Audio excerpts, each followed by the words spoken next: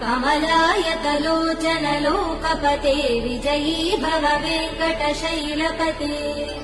स चतुर्मुख षण्मुख पञ्चमुख प्रमुखाखिल दैवतमौलिमने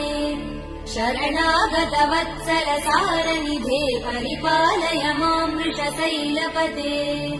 अतिवेलतया तव दुर्विषहैयनुवेल कृतैरपराध सदैः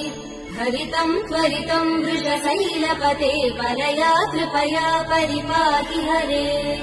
अधिवेङ्कटशैलमुदारमते जनताभिमतादिकदानरतात् परदेव दया गदितान्निगमै कमलादयितान् परं कलये